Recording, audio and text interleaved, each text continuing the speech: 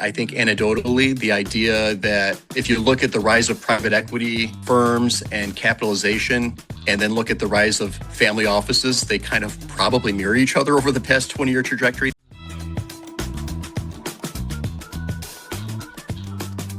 Welcome to the Getting the Deal Done podcast. I'm John Martinka, and my special guest today is Mark Coleman.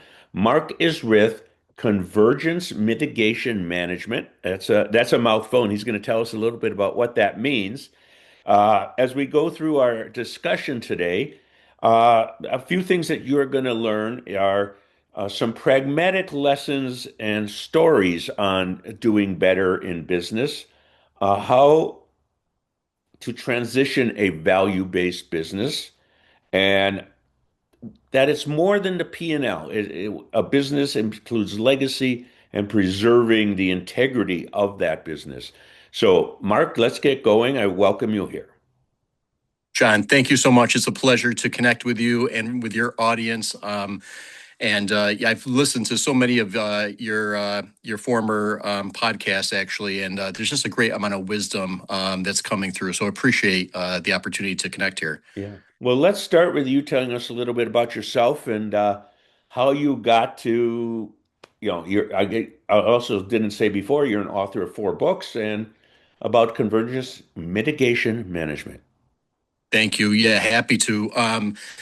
As you mentioned, actually, Convergence Mitigation Management in many ways was the birth child entrepreneurially stemming out of my work in publishing.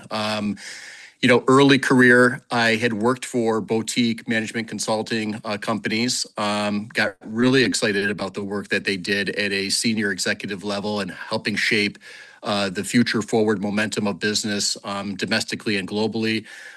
Was really grateful for the opportunity to be engaged with some very large, significant organizations at that time. This is going back to my early 20s.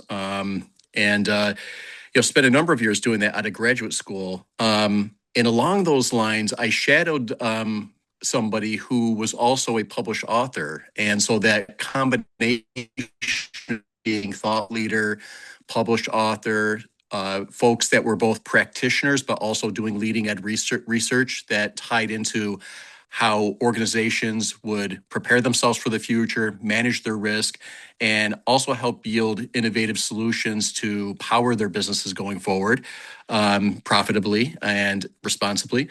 Was something that stimulated me. So long story short, I got the bug early on in my career around the combination of advisory, thought leadership, and contributing to the evolution of the thought side of business going forward. And part of my background too, I've been intimately involved in higher education throughout my career. I have a deep love for it in many different ways. Continue to do an adjunct faculty role at Syracuse University's Whitman School of Management, where I teach undergraduate and graduate courses in sustainable enterprise, sustainable business, and social entrepreneurship, and happy to talk all about that. But I bring it up because that linkage between public and private sector, the thought leadership, and remaining engaged on where this next generation is going in terms of their thoughts and how the power of business continues to accelerate and do good throughout the world is what brought my career together. And so the 4 books led to the derivation of my management consulting work after shadowing some others in the industry for some time. So in the 2010, 2012 time period, I launched Convergence Mitigation Management. That is a mouthful.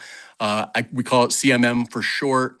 And its premise was always to bring peer-to-peer engagement amongst public and private sector leaders as a mechanism for broaching tough conversations and yielding more shared solutions towards those tough challenges that exist in the world.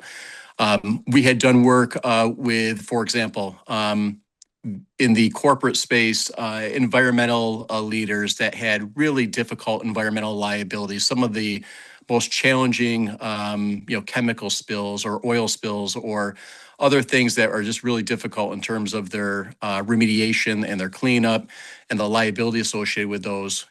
We help support conversations over a 15-year period amongst some of the 30 largest polluters in the world. But not just in terms of understanding the liability, but also being progressive, preemptive, on how they actually solve for those grand challenges. We've done the same type of model in other sectors related to technology and innovation and sustainability. And we've even advanced those models in support of entrepreneurial and small to medium-sized business activities as well. So going back, just to get to the heart of your question, I think it was the confluence of all those things that has brought my career together in many, I find it interesting ways, and ways that I just couldn't have predicted early on in my 20s. Yeah. Okay. You mentioned next generation, and I know we had talked about that about before we started recording. So let's talk about a little bit about the transitioning value or the value or value-based business and how the next generation fits in because for almost 20 years now there have been headlines about this great wave of baby boomers selling their businesses and tsunami's a word that's been used and it's never really happened. It's just been very steady. And at this point, it is the people that have reached that age are going to transition to another generation. You're right on, and I would say a couple things. My first book in 2012 was called The Sustainability Generation, and part of the premise of that book was exactly what you're getting at. I even wrote an article back in that time period related to the silver tsunami, we called it, the idea of Yep. just what you just said, this huge wave that was anticipated of a shift in wealth in our a generational shift in terms of ownership related to all things, but in particular business. Um, I would say that wave doesn't feel like it's crested fully or that the impact has been felt because it has been a multi-year effort. When we go back to the financial crisis of 2008, 2010 time period, and fast forward to today, I think many postpone their transition, their retirement. And then when we butted up against the COVID era challenges, that also brought in a new era where I think some of the crest of that wave may have been um, not as visibly seen as perhaps we would think that it would be happening. What I would say is the data does suggest, however, that when you look over that 10 to 20-year period and continuing through 2030, it very much is a significant transition of wealth across generations. And as you know, and your listeners know, there's over 36 million small businesses in the United States. It's one of the largest employers. Nearly half of the United States workforce is from small, medium-sized businesses. And on a global scale, it's even more significant. 9 out of 10 net new jobs are created through the power of new enterprise, new small to medium-sized businesses. And when you look at that transitional aspect, what I see happening is a couple of things. I think you've probably reflected on this with former podcasts as well. One is a lot of family-oriented and small to medium-sized businesses are often challenged with their succession plan, the idea of transitioning that business and its legacy down through the ranks of their family or friends network, so to speak, for a diversity of reasons. One is there may not be a succession plan that's been firmly allocated. There may not be that succession line that makes sense for that business any longer.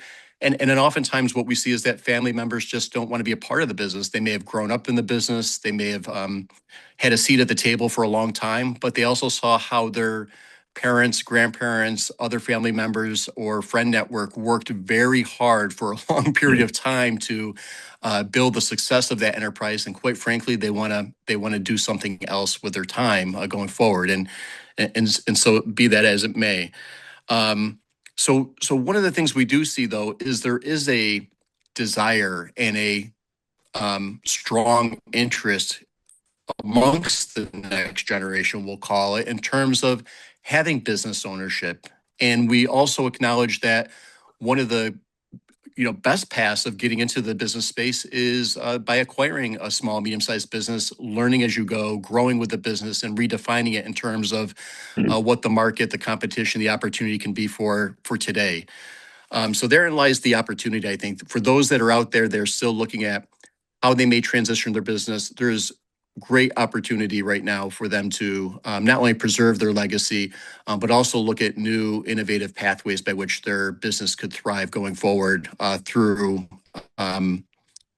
new owners and perhaps a new generational framework on how that business may go forward.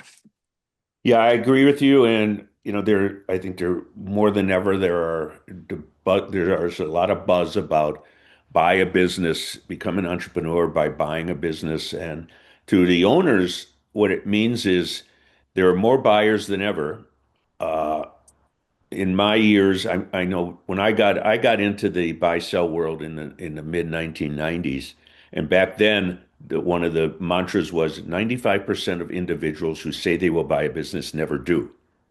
And it's still Yeah. out there, it's just a bigger pool, which means that owner has to be more careful than ever who they're selling to. The person has to have the money, they have to have the skills of managing people and money and processes and all of that. They can't just say, I took some classes and now I want to be a business owner because, one of your other points is it's about legacy and they want to preserve jobs for the people, the employees who got them where they are. Yeah, absolutely. And this becomes a nuanced conversation in many ways that we may not be able to cover all of it. But, one of the challenges I do see is in the, as I think you just hinted at, not all buyers created equal and not all context of liquidity and financial resources and those that are coming forward with the deal are created equal, and essentially the buyer. But what I'm getting at is the money side, right? So this idea of during that duration that you've talked about, there's been a shift. The individual sole proprietor who might be a interested buyer and somebody who's elevating themselves on the entrepreneurial pathway looks very much different than small, medium, even very large private equity backed organizations Mhm. that are looking to capitalize on a lot of these legacy based businesses. And in the process of doing so, may or may not actually align with the values that the enterprise was built upon over time. And I have concrete examples of this, working for, as an example, a um, small, medium-sized manufacturing company, upstate New York. They were injection molding company. They were CNC machining. They did 3D printing, a lot of innovative work, over 45 years of founder-based development, probably 200 to 300 people at their peak, 3 shifts working across a diversity of industries. Really your telltale story of somebody who started in a barn or the proverbial garage and then built this business to be a innovative manufacturer, so serving aerospace to medical device and automotive and other sectors. Really a great success story.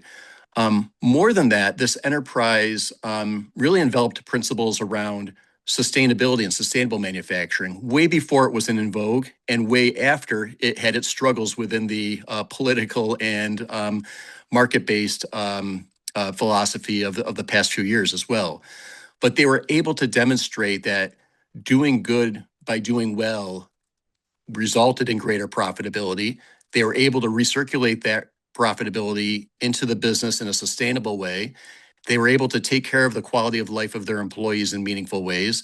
And they were also able to reduce their footprint on the planet, but not just in a way of saying it to placate to, we're now one day past Earth Day, but the ideals of what I would call planetary economics and planetary pragmatism principles.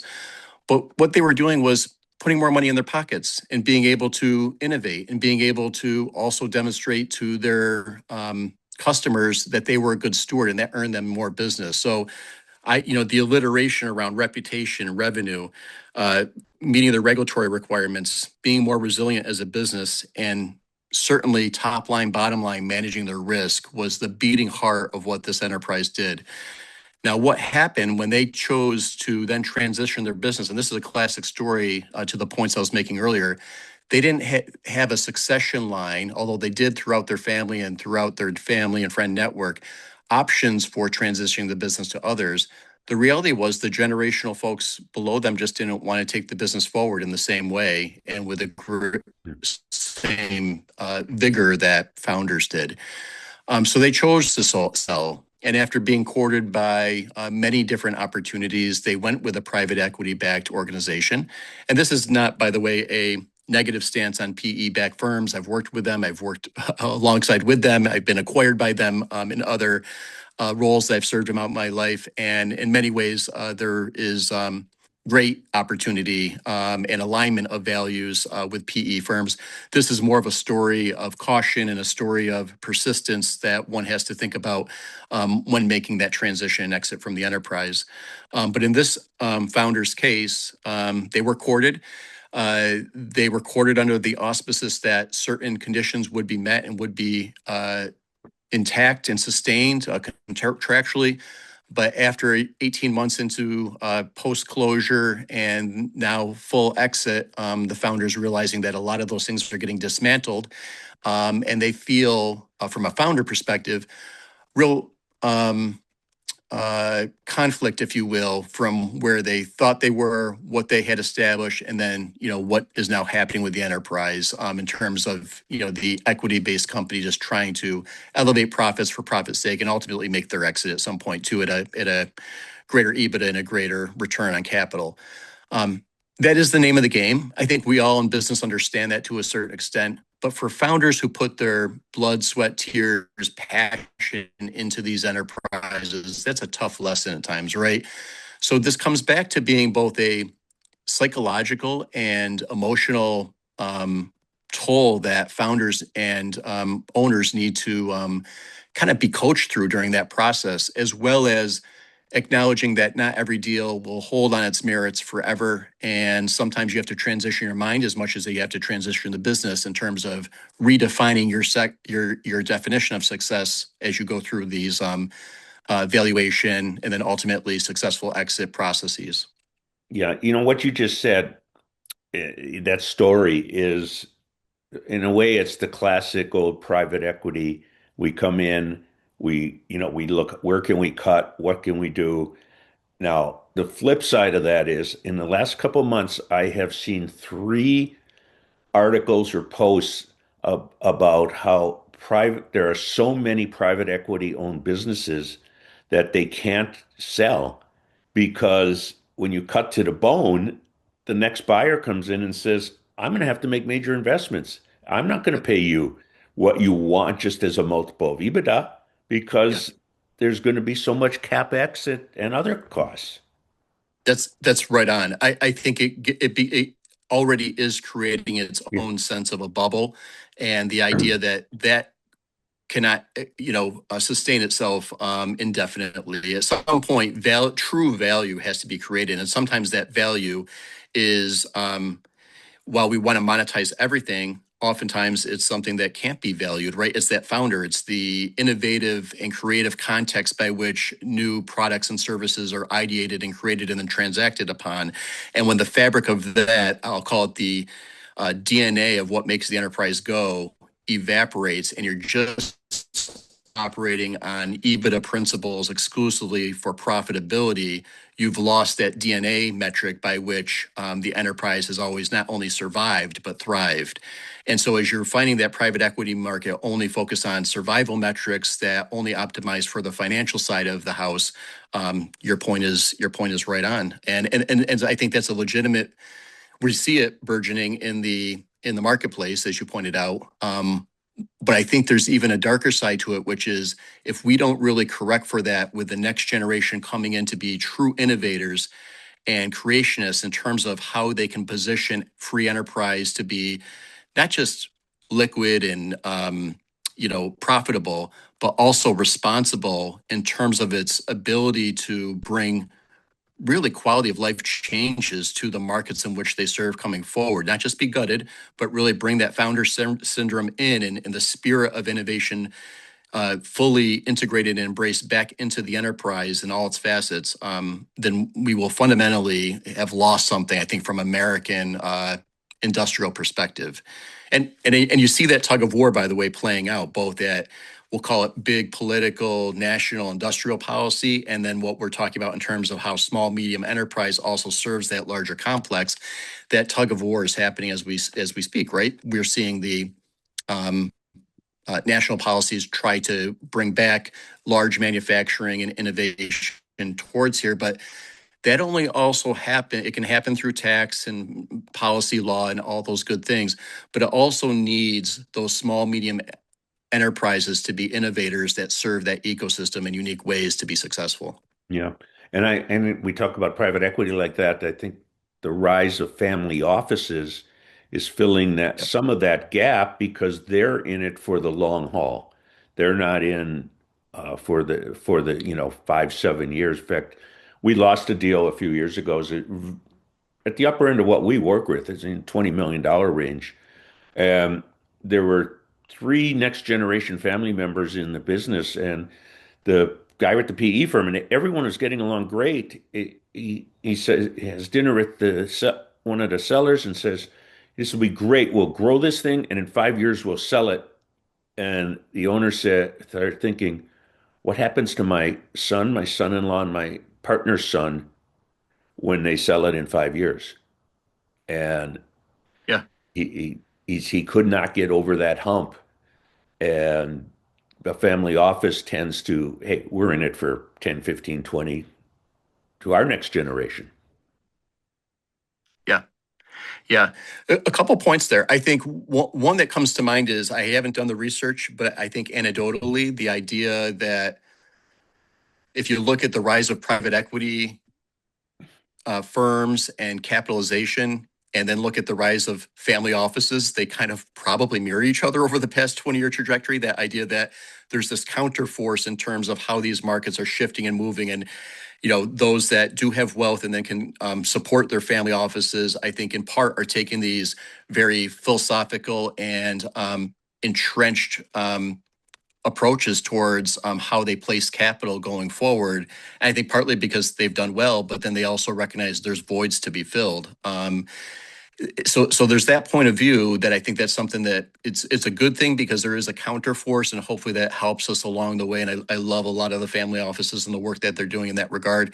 The second is reinvigorating that spirit. Again, I think the idea of the encoded DNA that's been in free enterprise, the idea that I'll call it rolling up our sleeves, getting back to work, acknowledging that, the first enterprise out of the gate isn't the one that's going to make you wealthy. There's this notion amongst the next generation that, if I'm a influencer of some kind, it's the get rich or wealthy quick philosophy, which is always kind of within our society. But I think the true acknowledgement here of those that have been within um, uh, their family and small and medium businesses over the years is the acknowledgement that it takes time, it takes hard work. They're builders, they're influencers in their own right, but they also recognize that you have to take the time and effort and build the partnerships and establish the strong relationships within your industry vertical, and you have to remain innovative. And so, that takes time, that takes capital, that takes precious resources, but the journey is amazing if you want to be part of that journey. So those that are and this is what I do in my call it my my extracurricular day work, with the university and coaching and mentoring young entrepreneurs and others, which is, make no mistake, these 32 million small businesses, that are out there grinding away every day and trying to show resilience in the face of all the change and a lot of the consternation that is within our world today. It is hard work, but it takes innovative thinkers and people who are willing to put in that time and effort to make it happen. But we need to revitalize that spirit. I think the spirit is there, but I think we have to have that recognition that there's existing businesses that need your help and your creativity, and that could be a great pathway for you. And then secondly, we need to refuel those industries with this point of view of bringing that ingenuity back within. Yeah, the reality is whether you start a business or buy a business, it takes work and effort and smarts. So. Yep. I want to shift here, Yep. Mark. On your website, I'm looking at the new business reality. Risk is everywhere, and you've got a risk and opportunity diagram, and would just it fits in being in business. But like we're talking about the next generation buying businesses. I say in a couple of my books, you're making it is risky to buy a business. And but it's a big leap of faith. But if you do it right, your leap of faith is off its share, not the rough, and it's all balancing the risk with the opportunity. So let's talk about that as we've been going at it here for about 25 minutes already. Time has flown. Uh, Risk and opportunity. Talk a little bit about that and what you do in that area. Yeah. No, thank you for that. And by the way, the play on words for CMM, Convergence Mitigation Management, gets to the heart of what you just asked. We view the world from this perspective that, there are these, converging asymmetric risks that exist out there at any given time for small, medium, and large enterprise. And the mitigation of those risks and the management of those risks becomes the enterprise, not only responsibility, but real focus in terms of creating. And so we view risk as an opportunity to relook at how value is fundamentally created. A lot of businesses take a risk posture, which is trying to marginalize or minimize that risk, from a very conservative point of view, which makes perfect sense for a lot of businesses. That said, when you look at some risks and say, maybe there's opportunity within it, maybe if I look at my energy posture, for example, and my exposure to a cost, and then re-internalize it and say, is there something productive I could be doing by way of this operating cost to actually make it a net reputational enhancer, or maybe even allow us to be more resilient as an enterprise, or maybe even further, maybe we become part of our business as a net energy producer, and we become a revenue generator by base of an operating cost that was once a burden and once a risk factor for us because we're a high intensity energy user. There are so many examples like that exist out there for businesses that if they just look at their risk profile, they may determine that there's real upside opportunity and kind of recalibrating how they approach risk from certain perspectives. That said, clearly there is risk elements that don't fit that modality and just simply need to be extinguished the best that they can or managed the best that they can. But we tend to view this as the upside opportunity around how enterprise can enhance their value. Yeah. One other quick point of view around that is risk is inherent in change, and there's so much change. And I like to think that we're operating within this perennial fog right now, both individually as citizens and consumers, but also as corporations and enterprise. And this idea that change is often imposed, it can be influenced. But if we use a level of innovation, we can move beyond the kind of static indifference that sometimes creeps into organizations and keeps them static, particularly from a risk perspective. Like if we're just managing the financial risk, then everything is good, the board is happy, our customers are happy, we don't need to make any movements. But sometimes if we take a little bit of a proactive stance, not be so passive, we can determine that there's a way to bring in innovation or a new process that actually yields benefit. I'll give you one more quick example here. I serve on a board of trustees for a higher ed institution. We had a capital line item on the budget that was just going into a savings account essentially, and we had the opportunity to actually have a external investment firm look at that and say we could manage that amount. It wasn't a huge amount, but it wasn't a small amount. But year over year, after making a decision that yes, we could operate that small amount in a way that could actually yield greater investment yields and dividends. It challenged the risk posture of the institution, but at the same time, the net gains have been very manageable and productive for the enterprise, particularly in a time where you're seeing challenges around enrollment or other revenue sources for an institution like that. The same holds true for business in ways that you may think about how you manage your financial or other resources and determining unique ways to accept the change that's there, right? Declines in revenue or customers or enrollment, other factors, as an example, but then be productive about kind of shaping rich risk in a managed way, but then the yield ends up being something that's very favorable as an outcome. Okay. Yeah, and even in small business, I mean, the owner looks at the risk of, do I hire two more people or do I keep making the money I'm doing? What if they don't work Yep, out? If is that what are the chances they'll work out and I'll be making a lot more money and being growing? So it comes in everywhere in life, not just in business. So, that's Mark, right. let's finish up. I got one more question. What do you like to do when you're not doing all of this stuff with CMM? Oh, thanks. I love so much.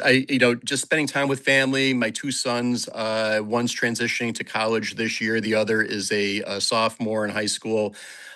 Spending time with them outdoors. We like to go fishing. We like to go on walks. I like clearly. I enjoy writing. Yesterday we planted some trees in the yard. And yeah, serendipitously it was Earth Day, but that was not necessarily the driver. It was just something that we enjoy doing. So, getting outside, reconnecting with nature, spending time with people, and cooking. Those are all loves of mine. So, yeah, no, thank you, John. I appreciate the question.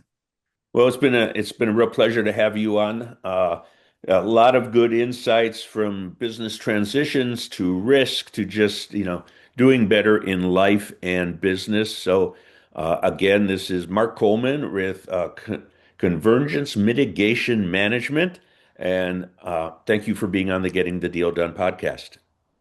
Thank you, John. Be well and take care. We'll talk again soon.